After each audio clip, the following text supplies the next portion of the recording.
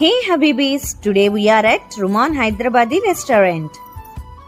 దుబాయ్లో మీరు ఈ రెస్టారెంట్కి వెళ్ళకపోతే మీరు చాలా మిస్ అవుతున్నట్టే. They have got so many new dishes for us to try out guys.